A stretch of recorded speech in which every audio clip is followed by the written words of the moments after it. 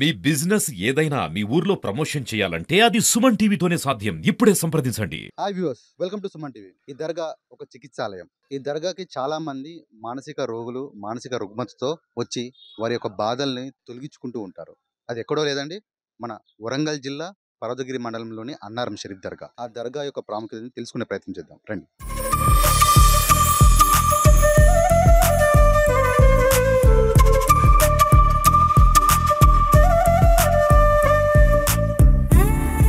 ప్రస్తుతం మనతో పాటు ఈ దర్గా ఒక సూపరింటెండెంట్ గారు ఉన్నారు. వాళ్ళని అడిగి తెలుసుకునే ప్రయత్నం చేద్దాము. ఈ దర్గా ఎప్పుడు స్థాపించబడింది, ఈ దర్గా యొక్క చరిత్ర గురించి. సార్ నమస్కారం. నమస్తే. మీ పేరు? షేక్ ముంతాజ్ హుసేన్ దర్గా సూపరింటెండెంట్ అన్నారం షరీఫ్. ఎప్పుడు స్టార్ట్ అయింది దర్గా, అంటే ఎలా ప్రాచుర్యంలోకి వచ్చింది? నేను చరిత్ర చెప్పగలుగుతారా మా సుమన్ టీవీ ప్రేక్షకుల కొరకు? అన్నారం యాకూబ్ షాలి దర్గా చరిత్ర 1000 సంవత్సరాల పైన ఉంది. పూర్వీకులు చెప్పిన ప్రకారం వేలాది భక్తులు ప్రతి సంవత్సరం ఉరుసు పండుగకు వేలాదిగా భక్తులు తరలి వస్తారు. ఆదివారం, శుక్రవారం, బేస్తవారం కాకుండా ప్రతిరోజు కూడా భక్తుల సందడి. అన్నారం యాకూబ్ షాలి దర్గా దగ్గర వస్తారు భక్తులు. తమ మొక్కులు సమర్పించుకొని బస చేసి వెళ్ళిపోతూ ఉంటారు.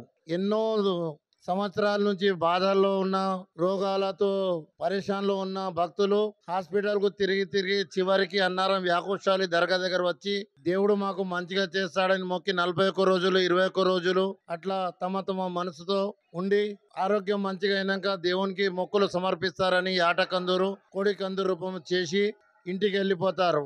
ఇట్లా యాకూబ్ షాలి దర్గా ఈ తెలంగాణలో కాకుండా రాష్ట్రం నలుమూలల నుంచి, దేశ విదేశాల నుంచి హిందూ, ముస్లిం, సిక్, ఇసాయి ప్రతి ఒక్కరూ అన్నారం యాకూబ్ షాలి దర్గాకు వచ్చి తమ తమ మొక్కులు సమర్పించుకుంటారు.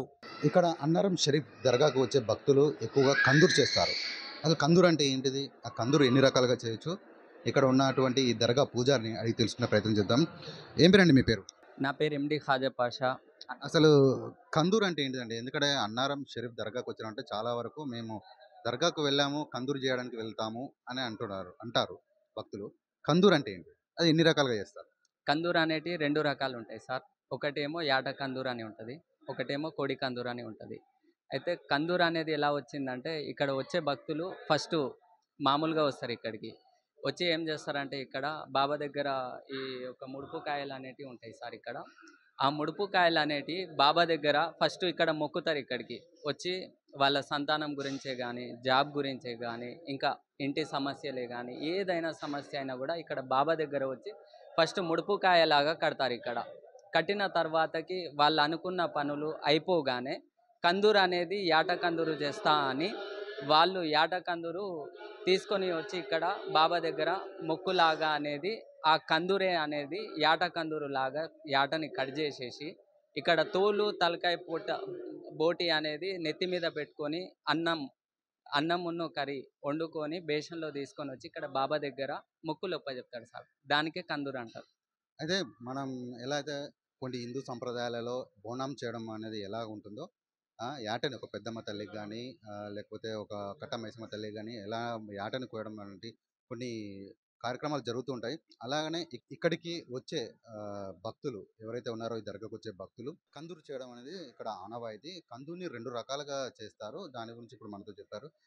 మరియు ఇక్కడికి చాలా వరకు మానసిక రుగ్మతలతో ఉన్నటువంటి బాధితులు ఇక్కడికి చాలా మంది వస్తాయి. ఇక్కడ ఉండి వాళ్ళ యొక్క మానసిక రుగ్మతను పోగొట్టుకుంటారు. ఇక్కడికి మానసిక రుగ్మతలతో కూడా చాలామంది వస్తూ ఉంటారు.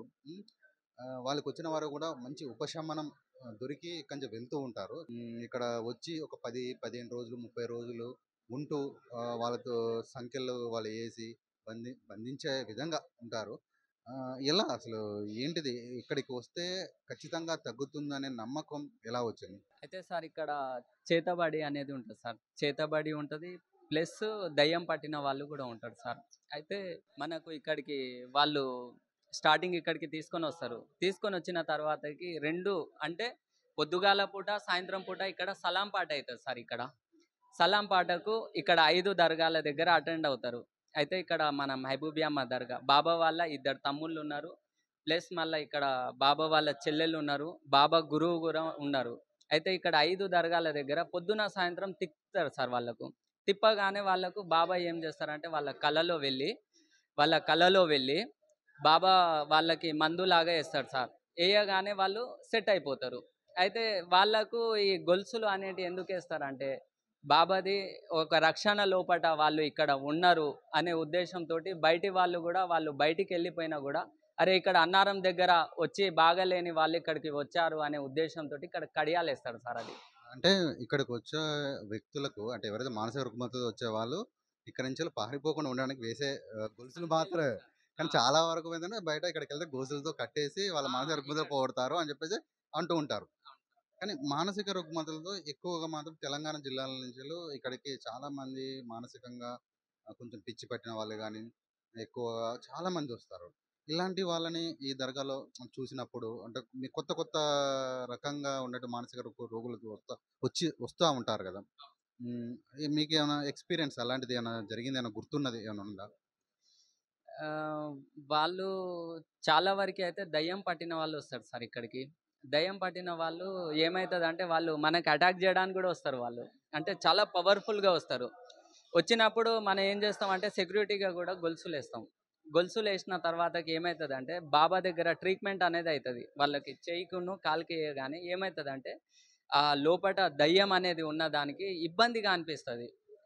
అయితే దానికి బంధం అంటే మనం కట్టేసినట్టు ఉండేసరికి ఇక్కడ బాబాది కూడా ట్రీట్మెంట్ అవుతూ ఉంటుంది కాబట్టి వాళ్ళకి డబ్బున కొద్దిగా క్యూర్ అయిపోతారు అన్నట్టు.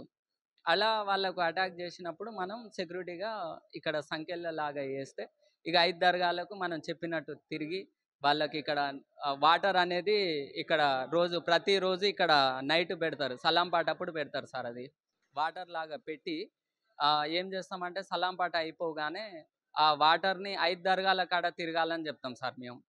తిరగమని చెప్పాక ఏం చేస్తామంటే బాబా మీద గంధం అనేది ఉంటుంది. గంధమును పూలు నిమ్మకాయ అనేది లోపల పెట్టుకుంటారు.